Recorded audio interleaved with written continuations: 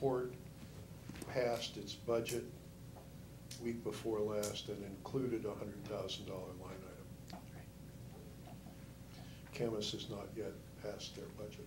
I'm reasonably excited about this idea, simply because we've fed money into CREDC for so many years.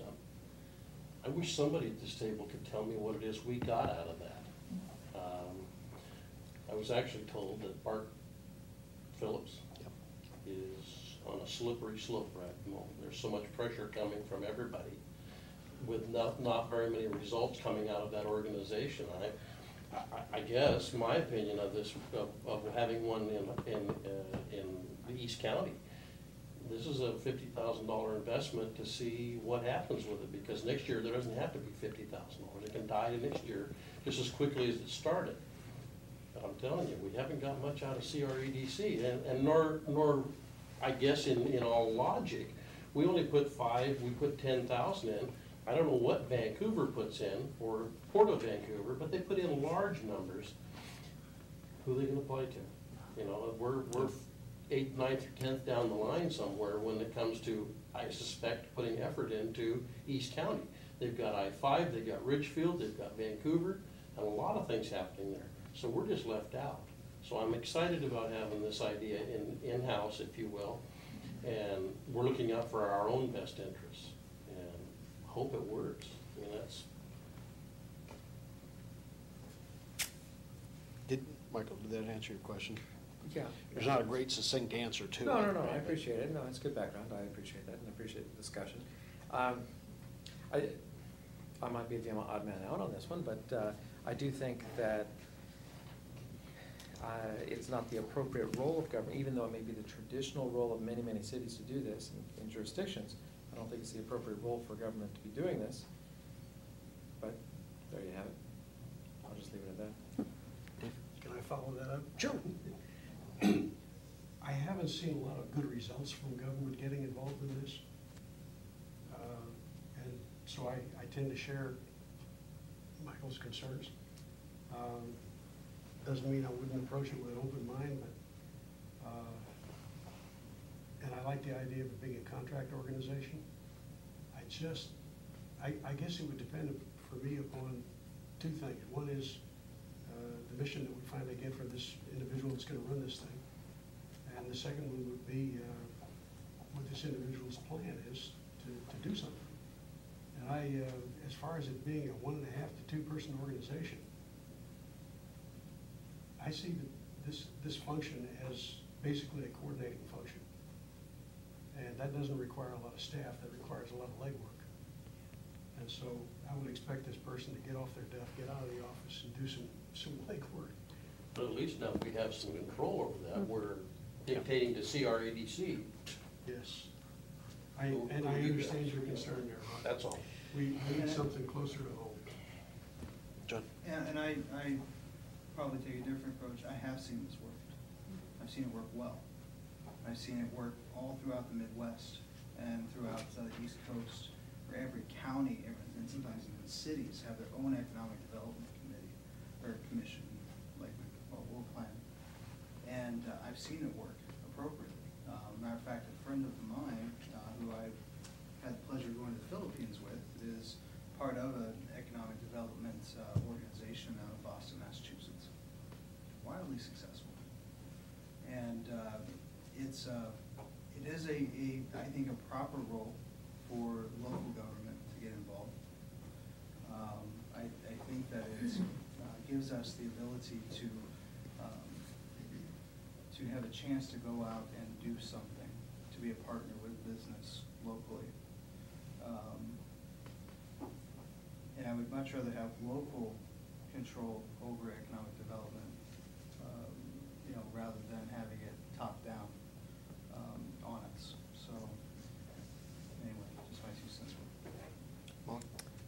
Just a couple of things. I would actually agree with Michael, getting back to that core function of government. Were it not for the fact that we derive our revenue from, part of our revenue stream is from retail sales tax.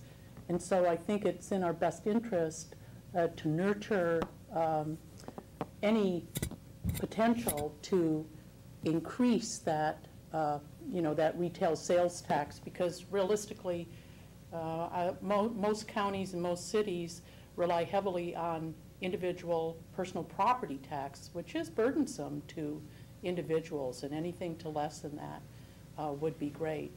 And I think that we are in at least in my short 10 years here, a sort of an unprecedented time where truly an alliance between, where we share pretty much, Camas, Washougal, and the Port, ideas, motivation, and we're all stepping in tune with each other. I haven't seen that happen before, so I think this is a rare opportunity to seize on that. Dave? Isn't the mission of the port economic development? Mhm. And they have a tax base to do that. That's one of their missions. Say again? That's one of their missions. What's the other? They have, actually, I think they have a threefold mission according to the Washington Constitution.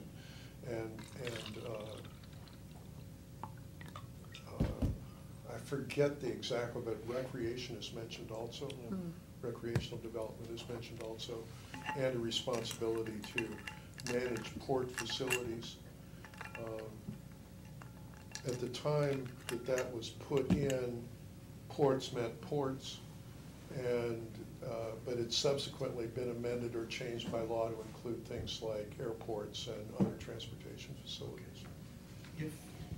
If one of their major missions is economic development. It is. And they have a tax base to support that, why are they turning to us for funding to do the mission? They've got the mission, they've got the taxes to support it. Yeah, I don't know that it was so much, Dave, them turning to us.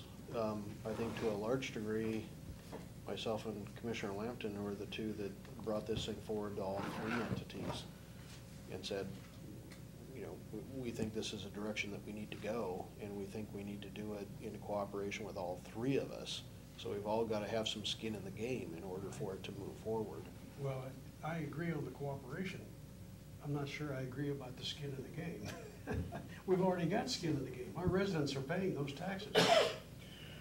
But furthermore, to have a business housed in the port does not generate for the community the same kind of dollars when you look comprehensively as it would right within the city of Washougal. But their mission is not just to develop the port. Their mission is to develop the local area, is it not? And create jobs. Yeah. So, District-wide.